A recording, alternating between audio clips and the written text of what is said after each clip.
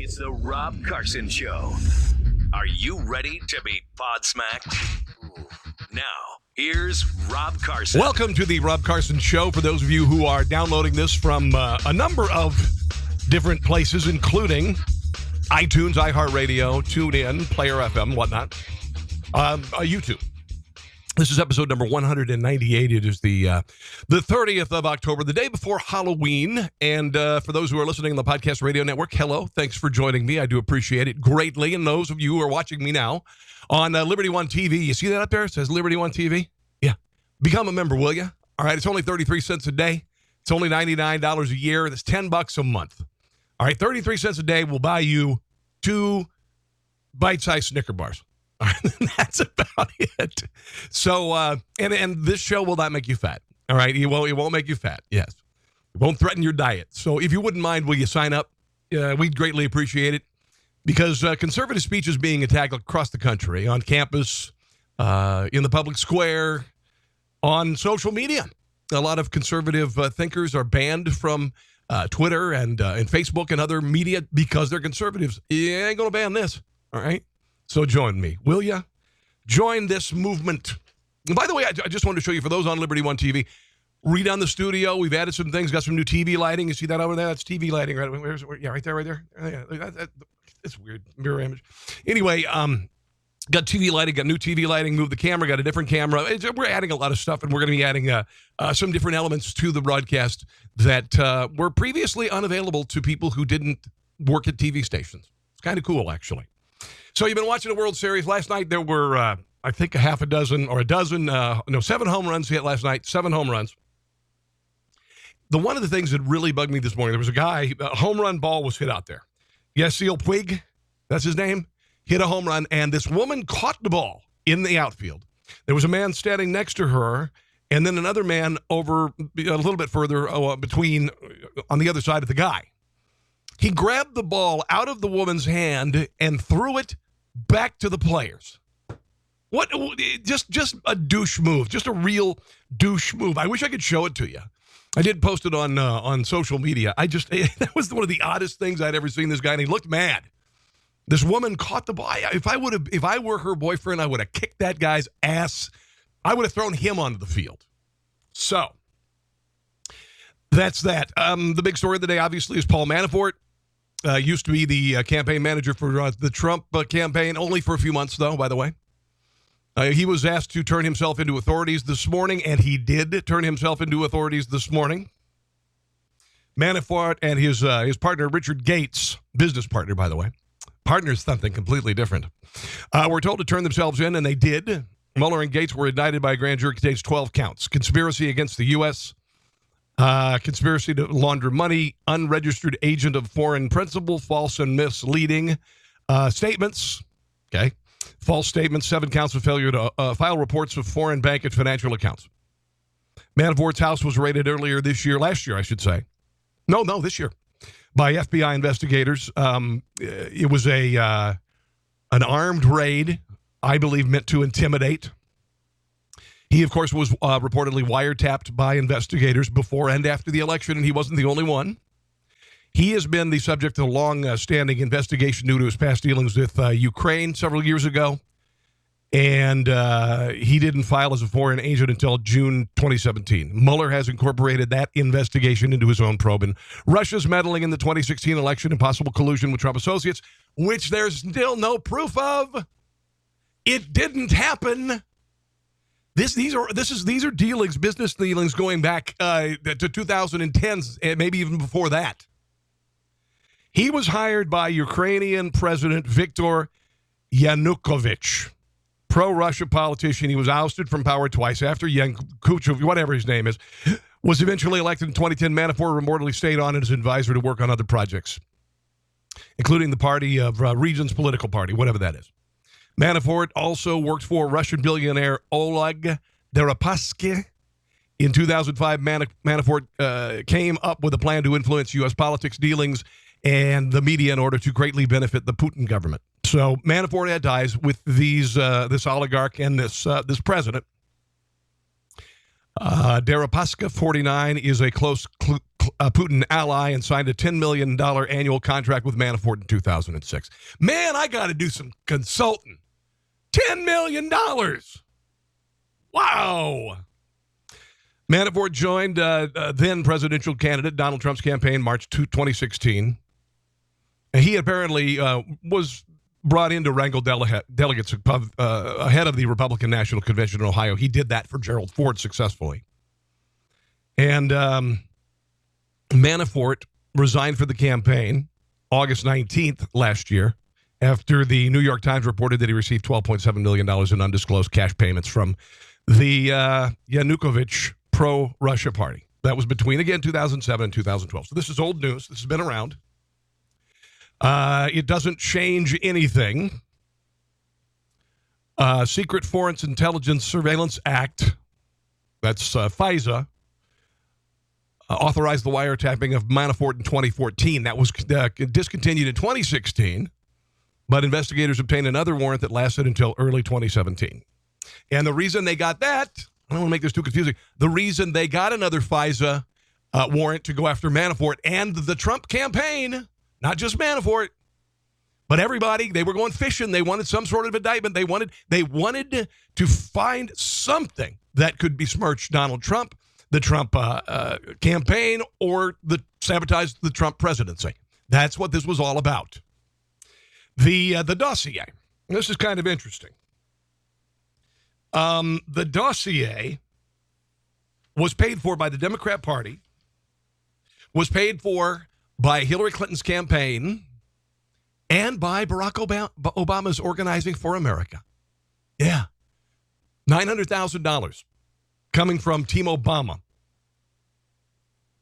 The Organizing for America paid nearly $1 million to the same law firm, Perkins Coie, that funneled money to Fusion GPS, the opposition research organization that made the dossier, at the request of Hillary Clinton's campaign and the Democrat Party.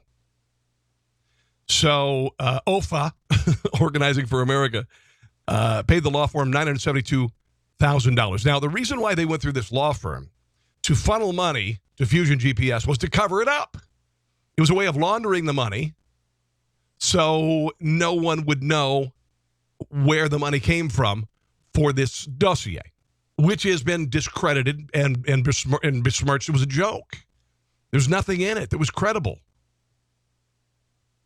FEC records, as well as federal courts, show that Mark Elias, the Perkins Coie lawyer, was responsible for the payments to Fusion GPS on behalf of Clinton campaign, the DNC, and he also previously served as a counsel for Organizing for America.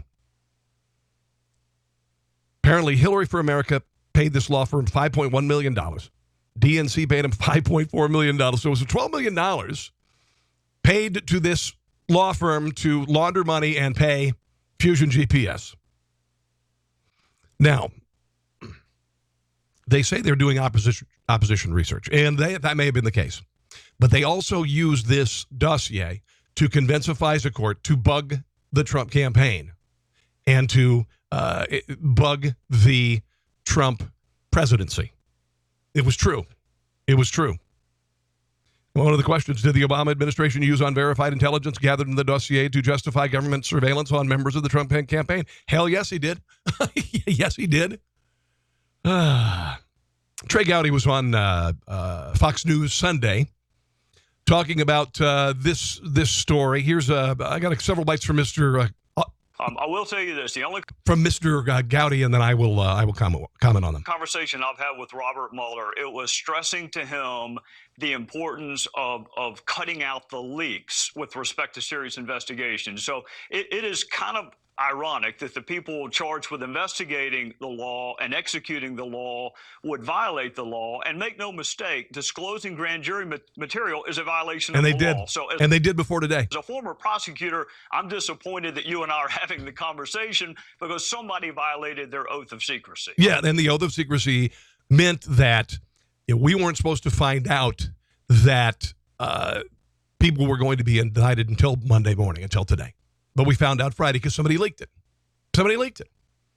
You know, it's so clear when it comes to these leaks and things that there are people in the administration who are part of the Obama administration, people in the FBI, among other organizations, that are enemies of Donald Trump. They are enemies of Donald Trump, and they want to bring him down. It is very, very clear. Here's a little bit more from Trey Gowdy about who paid for the dossier. I am interested in who paid for the dossier because that helps you understand. Well, we kind of already know that. Motive and intent and whether or not you can rely on the document. I am much more interested in whether or not the Department of Justice and the FBI relied upon that dossier in initiating a counterintelligence investigation. The FISA warrant. Or in court filings. That is really important to me. I don't expect the DNC to be objective. Almost by definition, opposition research is not objective. I do expect an entity represented by a blindfolded woman to be objective. And if they relied on that dossier and they didn't corroborate it or vet it, then we have a serious issue. Yep. And that's the next thing that House Intel is trying to find out is whether or not the U.S. government relied on it. And if they did, there's corruption in the FISA court.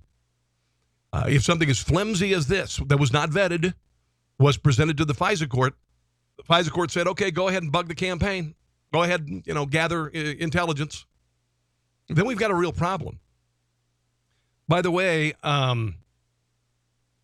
apparently Manafort made 13 wire transfers from 2011 to 2012 that drew attention of federal law enforcement, okay? Because whenever you have financial transactions over $10,000, financial institutions need to report them. They need to file transaction reports, right? So I don't want to defend Manafort. He may be crooked as the day is long. But again, this has nothing to do with Donald Trump's campaign. This has nothing to do with throwing the election in Donald Trump's favor. It has nothing to do with it. And by the way, let me just ask you, why would the Russians want Donald Trump to win the election when they donated $145 million to the Clinton Global Initiative following the Uranium One deal, which was signed off by a committee that had their Secretary of State, Hillary Clinton, on it? Okay? Well, why, as Donald Trump was saying that he was essentially going to be a hawk with regard to Russia, that he talked tough. Yes, he admired, I guess, to some degree, perhaps Putin. Didn't mean that he was in bed with Putin. Certainly Hillary Clinton was. Ooh, that's a picture that I did not need to have in my head. A little bit more from Mr. Gowdy and the FISA court. Well, actually, the investigation is not just beginning. We've been trying for a long time to get the Department of Justice to give us access to this information. It frankly took the Speaker of the House this week to tell the department that we're not going away. Chris, people don't like it when I say this, but it's actually true. It's sometimes hard to tell the difference between the Obama Department of Justice and the current Department of Justice. Because they're the same people. In terms of transparency and their willingness to share information with Congress, this is a really simple request. Did you rely on the dossier? And if so, did you vet it before you relied upon Thank you. it? You can answer that in 30 seconds, but it's taken 3 months for the Department of Justice, and only recently have they agreed to give us the information. Yeah, because the dossier was a flimsy excuse to bug the Trump campaign. That's it. And here's about the money laundering done by the DNC, Barack Obama, and the Hillary Clinton campaign using the law firm. Well, I'm not an election law expert, Chris, but the good news is you don't have to be to understand the absurdity of believing that you can launder all of your campaign money by just hiring a law firm. I mean, imagine if you and I were running for Congress and we just hired a law firm and said, hey, you go do all the oppo, you go buy all the television, you go buy all the bumper stickers, you go hire all the experts, and we're going to launder all of this through a law firm. I can't think of anything that defeats the purpose of transparency laws more than that. So I am interested in that. Yeah, they went through the law firm. The law firm, and according to reports, the money was paid for legal services. So they could say vaguely it was used for legal services. And all it was there was to get the money to Fusion GPS without having the Hillary campaign, Barack Obama, and the DNC's fingerprints on it. There you go. Of course, Debbie Wasserman Schultz denied knowing anything about it. When did you learn the DNC and the Clinton campaign were behind the dossier? I wasn't aware of it at all. And then how could you have led the DNC and be in the dark about the dossier? I wasn't aware of the arrangement at all. Okay, he was not aware of the arrangement. And again, she reminds me of another famous clueless Schultz. I see nothing. I know nothing. I see nothing. I know nothing. And of course, Hillary Clinton doesn't know anything about it either. Even though a considerable amount of money, $11 million, came from the DNC and Hillary Clinton's campaign. And the head of the DNC didn't know anything about it. That's incompetent if it is true. That's just it. By the way, a CNN reporter who helped lead the network's coverage of the dossier has connections to Fusion GPS. Apparently, they're good friends. Evan Perez has been favorable to the forum and hyped the dossier's credibility. He has largely relied on unnamed sources in his personal closeness to Fusion GPS operatives. Apparently, Perez has worked with 3 co-founders of Fusion, Glenn Simpson, Tom Catan, and Peter Fritsch. At the Wall Street Journal, Perez and Simpson co-authored stories at the Journal, and they've been seen out fishing trips, having a good time. They're buddies. They're buddies, Fusion GPS. And Evan Perez, now Evan Perez needed to disclose this. This is a conflict of interest. But, you know, CNN doesn't have any credibility. But the thing to take from it, again, is that, and when I was hearing this morning, I was curious. There was debate that it could be Manafort over the weekend. And was I concerned? I was curious. But there were people on MSNBC and CNN saying that, lashing out saying somebody, somewhere in the Trump administration could end up in jail for 20, 30, 70 years. I heard that quote. I'm like, how in the hell, honestly, how in the hell are you able to speculate when A, you don't know who's being indicted, and then B, you don't know what they're being indicted for? You idiots. It's just it's ugly. It's just ugly. Here's Hillary Clinton talking about it over the weekend. So from your standpoint, the direction of all of this in Russia came from who? Well, we know from the intelligence that has been gathered that Putin directed it. Putin said, we're going after her. I don't want her to be president. If she makes it anyway, I want her to be damaged. Because, look, I stood up to him when I was Secretary of State. No, you didn't. She didn't do anything. Name one big foreign policy achievement that Hillary Clinton did while she was Secretary of State. Go ahead. What'd she do? Yeah. And why would the Russians, with ties to Vladimir Putin, give $145 million to her global initiative? Okay? If they wanted to take her down, let's face it, not the most benevolent people in the world as far as charitable giving is concerned, the Russian government. But by gosh, they sure liked what Bill and Hillary were doing. It was my job as the representative of this great country of ours. Yeah. And the behavior the Russians were engaged in Syria and Ukraine. And what did you do about that? In one airstrike of an airfield, Donald Trump did more about Syria than you did in all your time as Secretary of State. The phony elections that they were running in Russia, I spoke out about that. Really? That goes with the territory. But Putin took it personally, and he also is a pretty clear exhibit of sexism So Putin's a sexist too, by the way. Motion. So he whatever prior experiences or connections he or the people around him had with the Trump family, we're only now understanding. But he wanted to hurt me. And the order went out. And look, they are really good at this. They are good at compromising people. Now, Barack Obama told Medvedev, remember that, the meeting, and he said, I'll have more flexibility. Tell Vladimir after the election I'll have more flexibility. What did that mean? That doesn't sound like an administration that is really anti-Russia. really wants to keep Russia on its toes. By making up stuff. They're good at what's called active measures, putting out lies, suborning people.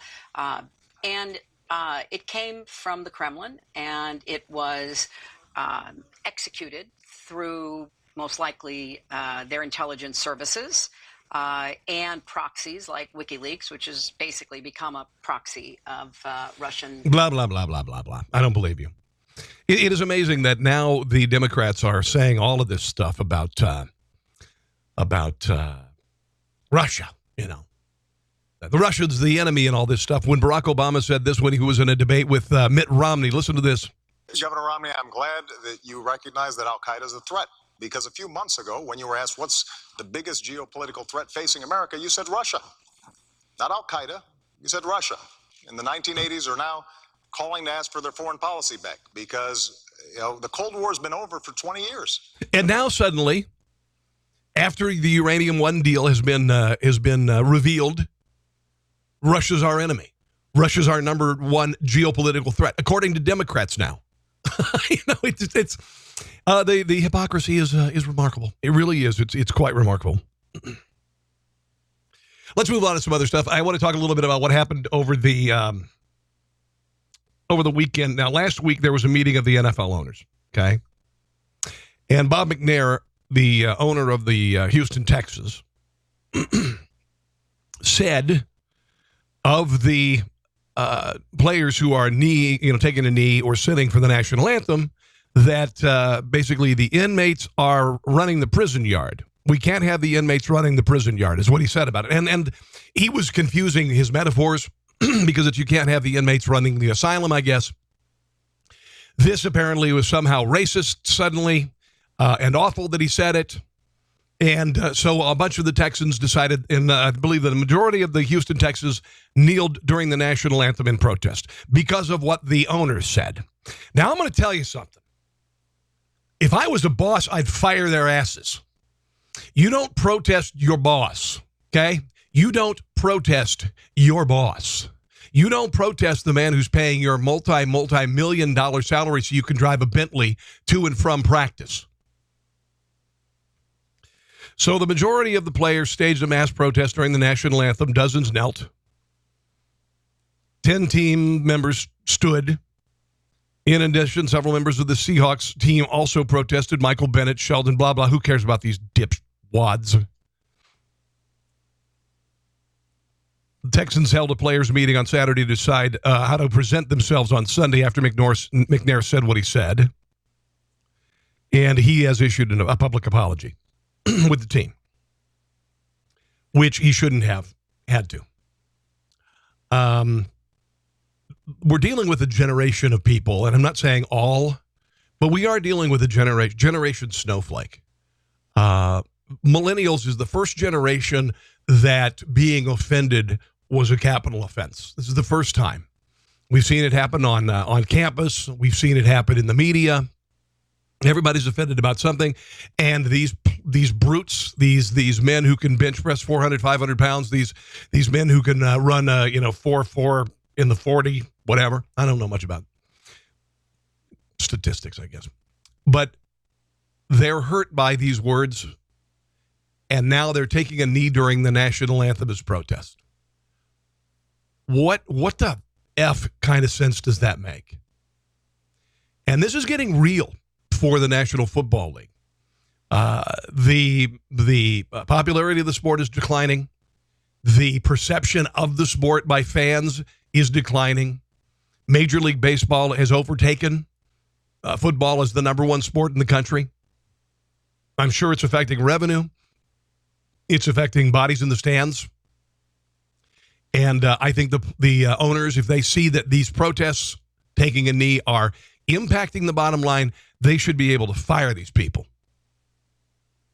There's a show on Fox Sports called Speak for Yourself. There's a co-host on there named Jason Whitlock.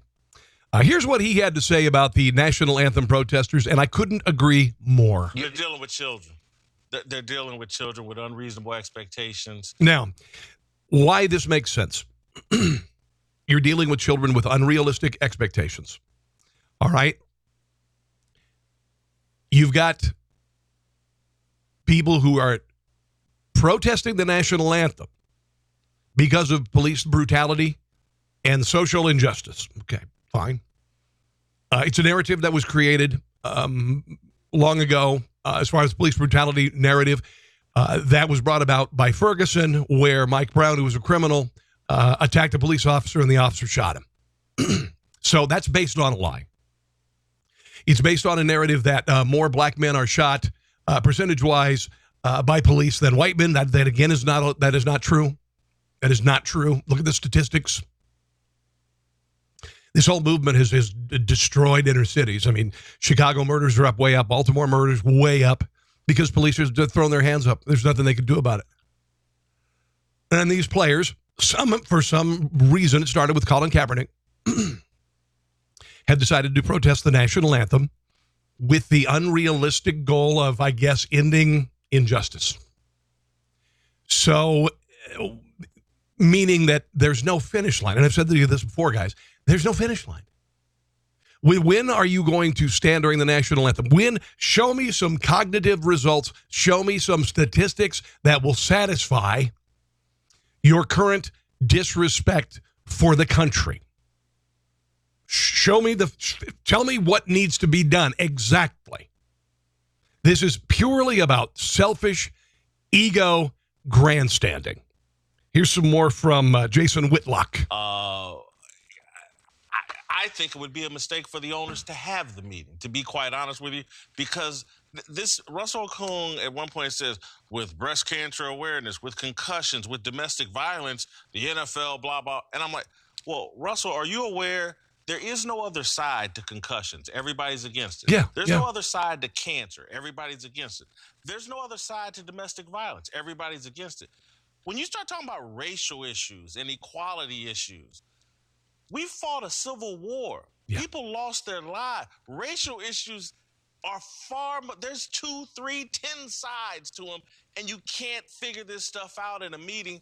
And so they're dealing with kids that are souped up on social media.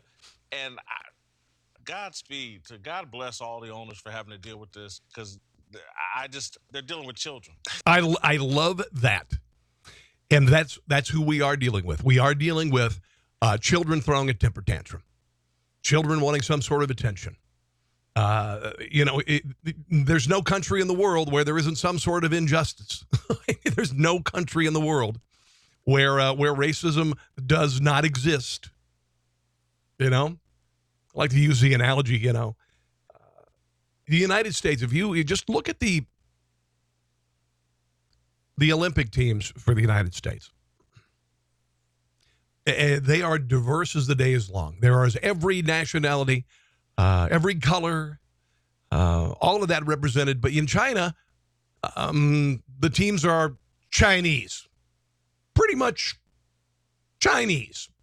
The same goes for Japan. The same goes for a lot of countries. We are the most diverse country in the history of mankind.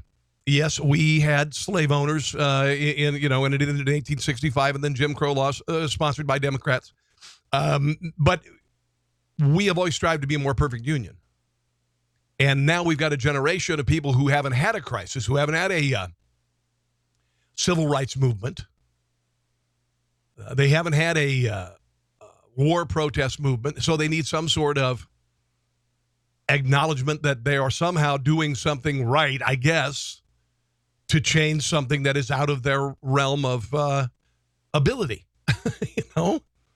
They're children. We see this on college campuses with safe spaces,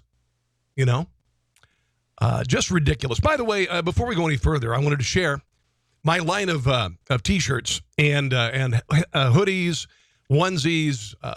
We've got laptop covers, phone covers, and everything. It is called tpublic.com. And I'm showing on my Liberty One TV broadcast, there's a flag that says, I stand during the national anthem. There's Uncle Sam saying, suck it up, snowflake. These are politically incorrect designs, and right now you can get them a T-shirt for $14. They're normally $23. You can't coexist when some people want to kill you using the coexist design coexist spelled out of religious symbols. There's 62 designs up there now, and if you wouldn't mind, order. The holidays are coming up, and there are some Christmas is coming up. Yeah, Christmas is coming up. There's a picture of a emergency break glass unit, and there's a binky in it, and it's for Democrats, a baby binky. Veganism is an eating disorder, all of these, and they're available again at that website, teepublic.com/user/conservatees, conservatees. All right? If you would do that, I'd greatly appreciate it. Also, become a member of liberty1tv.com. All right? NFL owners dealing with children with unrealistic expectations. That is absolutely perfect.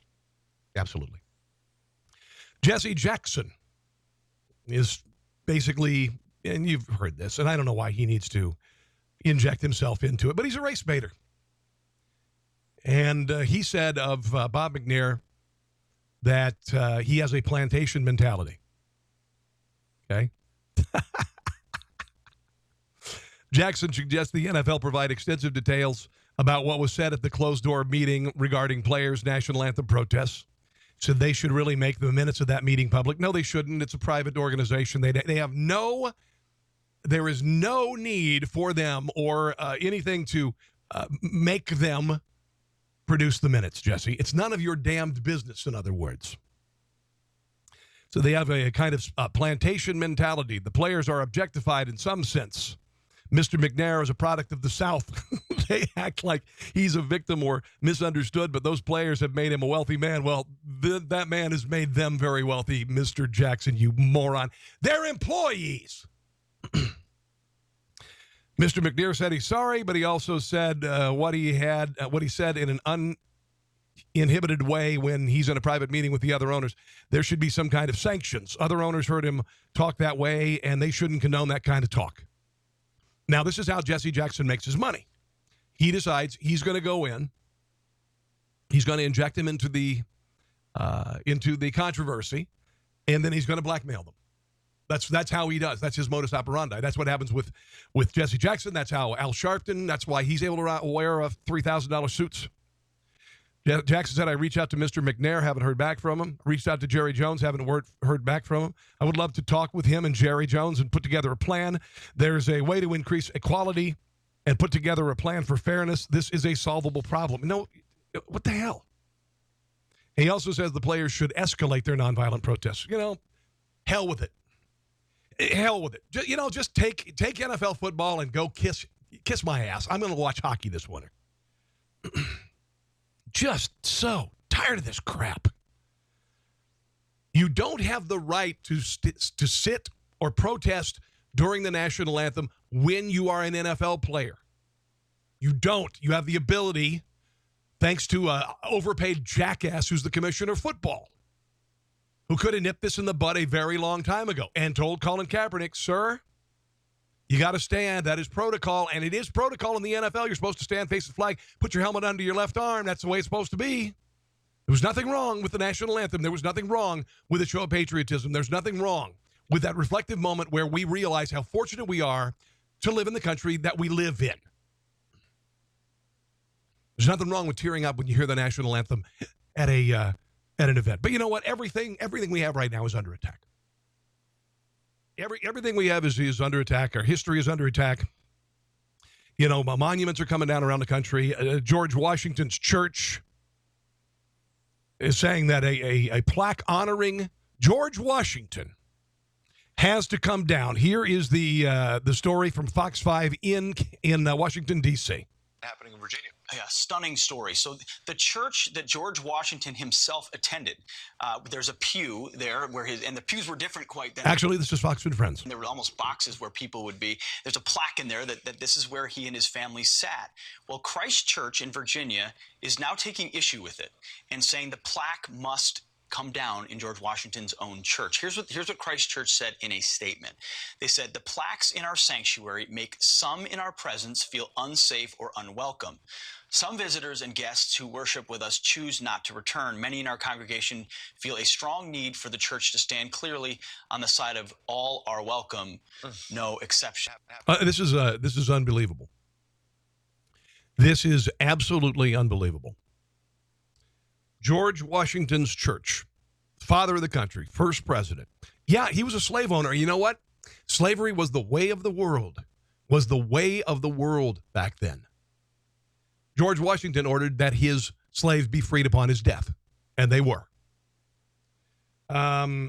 Slavery was the way of the world, man. It sucks, but that's the way it was. There were people have been enslaved throughout history. I heard somebody say, should they tear down the pyramids? They were built by slaves, you know. George Washington, the church that he attended, took down a plaque honoring him because some people feel unsafe, which is a load of horse crap. I feel unsafe because of a picture of George Washington. Why in the hell would you feel unsafe or unwelcome? What you do if you want to make people feel unwelcome, you put up a sign that says you're not welcome here. There you go. Yeah. This is idiotic political perception where people perceive things that no one has ever thought because it's a moving target. It's a moving target. There's a big offense industrial complex in this country right now. And when they find a target, they destroy the target, then they find another target. These Confederate monuments came out of nowhere. Okay, well, Confederate monuments, I guess most people don't realize it. I've even heard black people say, we got to recognize history. So they went after that. Now that moving target is gone. So they have to come up with something else. So they're going after the founders. Jesse Jackson proposed, or was it Al Sharpton? One of those race baiters said that we ought to not fund publicly the National Mall. The upkeep of the Washington Monument, the upkeep of the Jefferson Memorial. There's another target. And if that happens, then where do we go now? Everybody's offended by something. But only in 2017 has offense become a capital crime. It's really sad and pathetic. And for those who are constantly offended, let me offend you even further. Go to hell. Yuri Gurriel plays for the Houston Astros. He made his eyes look Chinese or whatever. It took his fingers and he made it look like a caricature of an Asian person because he was making fun of an opposing player. And the opposing player is of an Iranian father and a Japanese mother. And he comes from Japan. And apparently they got a close-up of this guy. And by the way, Yu Darvish is the player that he was maligning. And Yuli Gurriel has been, he's going to be benched for 5 games next season. So this shouldn't have even been seen. This was between players who are big boys and can handle it. But the TV camera caught him, and apparently he said the word chinito, which is a Spanish slang for little Chinese boy. Oh, my God! Major League Baseball Commissioner Bob Manfred suspended Gurriel. Pardon me. Says there's no place in our game for the behavior or any behavior like the behavior we witnessed last night. Gurriel has been batting .340 in the series, by the way. He didn't intend to offend anybody. He says that in his country, people use the word Chino to refer to anybody of Asian descent, though he learned the inappropriate nature of the team while playing in Japan in 2014. He says that his actions were defensible. I deeply regret it. I would particularly like to apologize to Yu Darvish, a pitcher that I admire and respect. I would also like to apologize to the Dodgers organizations, the Astros, Major League Baseball. I would like to lay myself on the ground and be flogged by you physically. Is there anything I can do to get your forgiveness? Dear God in heaven, help me. What I've done is unforgivable. I should be shot. Astros general manager Jeff Lunau said in a statement that the organization would donate Gurriel's salary in equal parts to the Astros Foundation and to charity. These for the 5 games he's going to be suspended. The charity directly supporting diversity efforts, of course. The owner also said he had no intention of offending anybody, but he realizes the perceived offensiveness of his actions. In addition to sitting out the 5 games, and here's the icing on the offense cake. Are you ready for it? Gurriel will also undergo sensitivity training in the offseason. Mr. Gurriel, to his credit, quickly realized last night that his behavior was wrong. He expressed remorse. Remorse. Oh. Again. The offense target moves. The offense target moves. Coming up, I'm going to talk a little bit about a state that is warning people that marijuana edibles could end up in your kid's Halloween bag. It's not going to happen. So I'll share that with you in a second. Kevin Spacey has apologized to Anthony Rapp. Apparently, Kevin Spacey's alleged sexual advances toward him 31 years ago. After apologizing to the Star Trek Discovery actor, this Anthony Rapp, I don't know who this guy is. He went on to say he had a lot of respect and admiration for him as an actor, and then goes on to say he was horrified by the story, does not remember the encounter, said he was drunk. He said on Twitter, as those closest to me know, in my life, I have had relationships with both men and women. I have loved and had romantic encounters with men throughout my life, and I choose to live as a gay man. So this apparently is a big revelation that Kevin Spacey is gay. Really? Wow, would have never known. I mean, never. Where'd that come from? Everybody knows he's gay. But because if you come out as gay or you come out as some sort of protected class, then you'll be forgiven, right? It's kind of like I'm checking myself into rehab and I'm going to become a better person, Harvey Weinstein. It normally works. No, not so much anymore. I was thinking some groups are going after Aunt Jemima, Aunt Jemima. And then there was a time that it was a real stereotypical characterization of a black woman, of a black servant. Aunt Jemima used to have a red bandana tied around her head. Remember that? Well, they modernized her and all that stuff, but some people are still wanting to get rid of Aunt Jemima. And I said the only thing that they could do with Aunt Jemima is make her a transsexual and make her Uncle Jemima, and then it would be fine. Because some people, there are protected classes in this country, and if you suddenly you remember that, back off, man. Back off. So they need to change her to a him, call her Uncle Jemima, and everything will be fine. Spacey allegedly made a pass at Rapp in 1986 when they were working on a Broadway in the revival of Long Day's Journey into Night and Precious Sons, respectively. By the way, Spacey was 26. Rapp was 14. Rapp said the advances happened after a party at Spacey's apartment. Spacey picked Rapp up, put him on his bed, climbing on top of him. Rapp said that this was an attempt for Spacey to seduce him. I was aware that he was trying to get with me sexually. My stomach churns. I still, to this day, can't wrap my head around so many aspects of it. It's just deeply confusing to me. So we found this group of people in Hollywood, the ones who are so willing to preach when they accept rewards or awards, the ones who stare in the camera, and they want us to drive safe, crappy cars and live in little houses, and they sail on massive yachts and have multiple homes and Bentleys and all that, and they act like they're morally superior, but they're the worst people in the world. They are the worst people in the world, and many of the people in Washington, D.C. are the same damn way. Bookends of depravity on the country, folks. Bookends of depravity on the country. So, New Jersey is warning parents to look out for people slipping their kids marijuana-laced candy while trick-or-treating. No evidence that it ever has happened exists.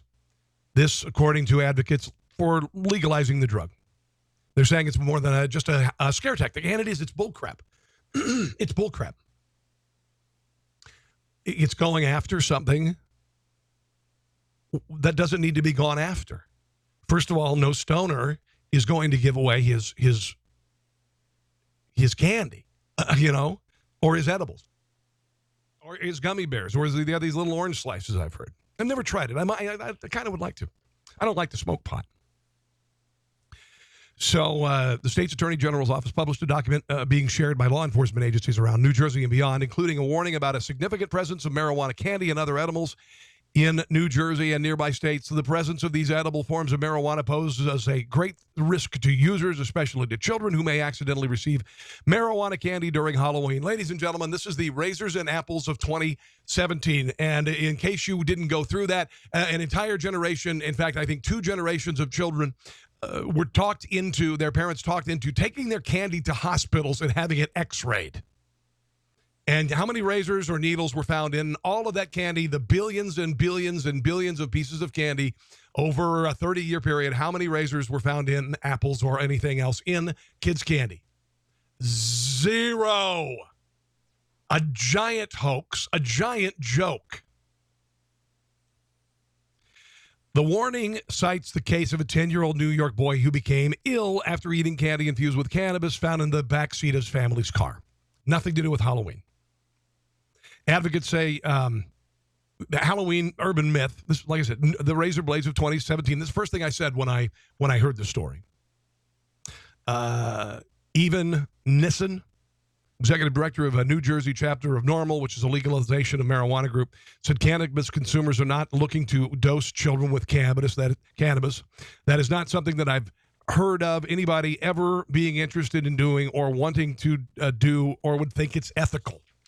Plus, also, you generally know the neighborhoods you went to, so you could probably narrow down the person who put the razor in your apple or the edible in your bag.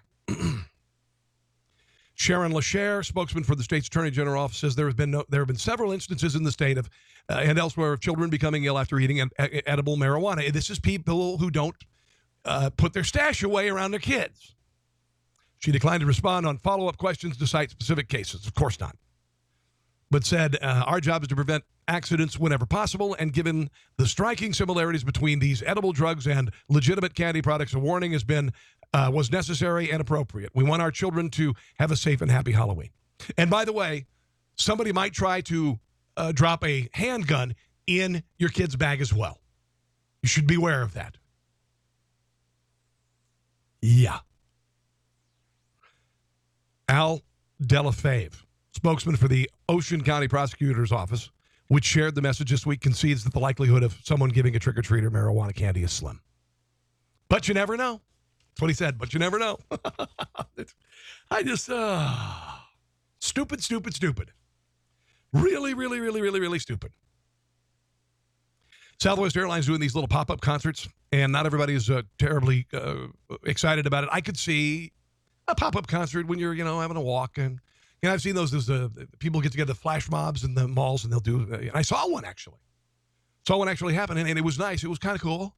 But when I'm sitting in a seat that's 18 inches wide, with my knees hitting the chair in front of me, the last thing I want is some musicians at the front of the plane, and everybody in the plane with their phones out, and all of that crap. This is apparently for flights out of Nashville, and they've signed with some Nashville, Warner Music in Nashville. And they're going to do these pop-up air concerts in flights. And apparently, there'll be around 15 to 20 flights with live music out of 1.2 million flights a year. Jake Tapper said, "What fresh hell is this?" Another Twitter tweeter said, "File this under things no one asked for." Amen. Another Twitter follower appeared to be introducing the music would usher in a whole new category of performances while airborne. Jesus Christ, what's next? Improv? I'm not a big country music fan, so maybe I'm jaded. I'm just not a big country music fan. And I would find it to be an irritant, to be quite honest. And it's not because I'm an old fart. Did you hear about these 2 women who were lost at sea for 5 months? This is an amazing story.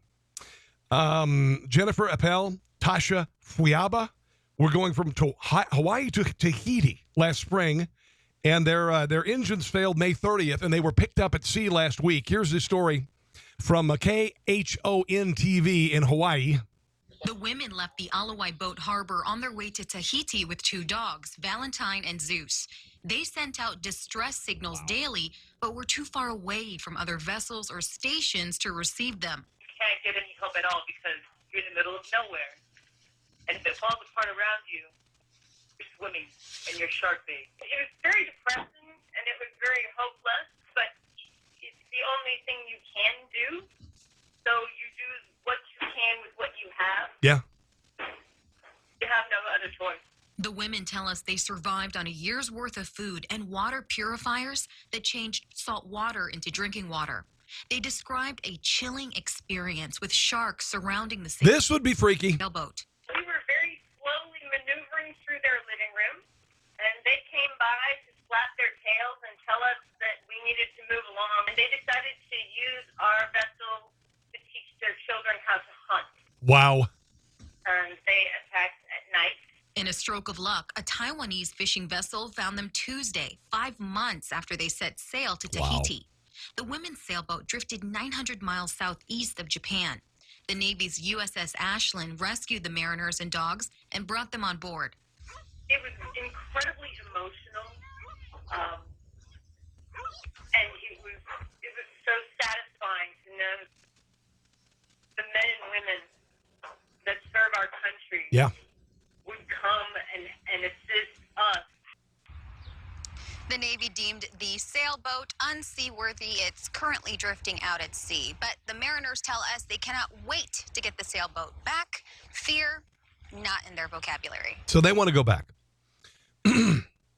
After 5 months, powerless at sea. No sails, drifting aimlessly. Fortunately, they had enough food. They survived on rice and pasta and whatever. They had a year's supply worth of food. But imagine that. You're just looking out and seeing nothing but ocean for 5 months. They had 2 dogs with them. No media, Every day the same grind. You wake up. You search the horizon. At night, they did watches. One of them would watch overnight and see if they could see boats, and they would see boat lights off in the distance, and they would fire flares, and nobody saw it. I don't know how you survive that. I don't know how you survive that. Another story, police officers are caught on tape at Needham Elementary School in Franklin, Indiana. Apparently there was an autistic boy who got in a fight with a bully outside. The school was put on lockdown while the cops arrived, and the boy was later charged as a juvenile with battery. A 9-year-old boy charged with battery, handcuffed, and perp walked out to the car. Here is the audio from Dad filming it. Take a deep breath. Come to a Franklin school and arrest an autistic child. You ready? We're going to take a deep breath. Ready? It's all right. We got this beat. First thing, I'm right out. Do you think your father's anything about you? Do you think mom and dad? No? Okay. Just try to give us a little bit of thinking, but Devin, just chill out, buddy. You're leaving with me. Promise you. Just chill out, buddy. You're leaving with me. I promise you. Father watching his 9-year-old son, 4 feet 3 inches tall, handcuffed and taken out to a police car by 2 armed police officers. He gets picked on. A second fight in 4 days broke out when his son was trying to kill a locust, and a bully shoved him from behind and said, "Stop killing the bug." Apparently, the son was bullied by another kid, and he told the staff several times about it. Nothing was done. So when the kid hit him twice in 4 days, he just fought back. He broke down. He just couldn't take it anymore. He's tired of it. Apparently, it says the 9-year-old boy went behind the other boy, pushed him down, started choking him. Then a student said that when a teacher tried to break it up, the boy jumped on the teacher's back, started choking her before another teacher stepped in. The boy has since moved schools and is doing awesome. The charges against the boy have been dropped. When the hell do you bring police out? You call the police on a 9-year-old, a third grader? I swear to God. We are a class of wimps. Just honestly, a little boy. I can't handle it. We got to call the police on a 9-year-old. Unbelievable. Unbelievable. Oh, by the way, if you get the iPhone 10 and you want to fix the screen, be $275. Apparently for the iPhone 8, $169. You can't get this thing called Apple Care, extended warranty, and it adds another $199 on the iPhone 10's sticker price, which is $1,000. So $1,200 for a phone. and a protection plan. And by the way, it only covers 2 instances of accidental damage. If you accidentally damage your phone the 3rd time, the cost of repairing it will cost you about $549. So there you go. Oh, this is interesting. Little dog named Rumpelstiltskin has been adopted in the last year. Went to an owner, Tiffany Fortuna, from Glen Gardner, New Jersey. The thing about the dog is the dog apparently ate the remains of his owner, and that's how the dog ended up in a shelter. Apparently, his owner was dead for a considerable amount of time before anyone noticed, and he did what he had to stay alive. You know? So the body had been there for 2 weeks, and the dog would have starved. So the dog decided to eat the owner. Well, I hate to tell you this. I read a study not too long ago that says your dog, if you died in your home, your dogs would eat you. That's just the way it is. You suddenly become meat. Meat. If you don't throw toys, you don't breathe, you become meat. And what's even worse is that in certain cases, and they say most of the time, even if the dog has food, they'll eat the owner anyway. Nice to know, huh? You're thinking, oh, look, he's giving me a kiss. No, he's not. He's tasting you. He's saying in his mind, when you die, I am so going to eat you. Oh, yeah, I am. So I guess they put 538.com has looked at 86 different Halloween candies and had 8,300 people vote on which ones are the best. This is the definitive list of the best Halloween candies ever. Here they are. Butterfinger, number 10. Butterfinger is my favorite. I love me some Butterfinger. Always have. Peanut butter M&M's, number 9. Reese's stuffed with pieces. Reese's stuffed with pieces? Oh, these are Reese's peanut butter cups with Reese's pieces inside them. Well, I didn't even know those existed. Milky Way's number 7, Reese's Pieces. Number 6, Snickers. Number 5, Kit Kat's number 4, Twix. Number 3, I love Twix. Reese's Miniatures. Okay, Reese's Miniatures. These are the little ones. You know what I'm talking about, the little mini cups. They call them Reese Cups in Kentucky and some areas of the country. And then Reese's Peanut Butter Cups. Number one on the list. I don't eat a lot of chocolate candy. I like kind of like the sour stuff. I like sour gummy bears. I don't eat a lot of them. But I'm just not a big chocolate guy. I got about I think I spent $45 this year. And I've got the full-size candy bars for the kids who are polite, have good costumes, and say please and thank you, and trick or treat. And then for the other kids, they get the smaller stuff. You get a few of the Smarties and the Sour Patch Kids and the mini candy bars and all that stuff. That's how I roll, folks. That's how I roll. And that is about going to do it for my show today. I want to thank you for listening and encourage you, if you wouldn't mind, share it on social media. Share it on social media. Share that you can download it free on a variety of different venues, outlets, including, of course, iTunes, iHeartRadio, and the like. All right, so there's that. I'm looking at my PC over here because I have to get I have to do my own technical stuff. All right, I have to do it all myself. It's also available, by the way, on I want to say her name, my personal assistant, Alexa. There she is. Dang it. Just say, Alexa, play the Rob Carson Show podcast, and she'll play it, okay? Also, guys, if you wouldn't mind, become a member of this glorious organization that I am a part of, an entertaining and powerful place for punditry, all right? LibertyOneTV.com, LibertyOneTV.com. Again, 33 cents a day, $99 a year, $10 a month. You won't miss it. And you'll be helping out pundits and entertainers like me and the others on our site. Again, LibertyOneTV.com. In the meantime, have a glorious and safe day, and I will see you for tomorrow's Halloween edition of the show. Thanks for listening to The Rob Carson Show.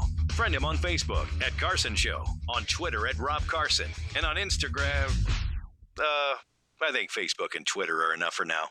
We'll see you soon.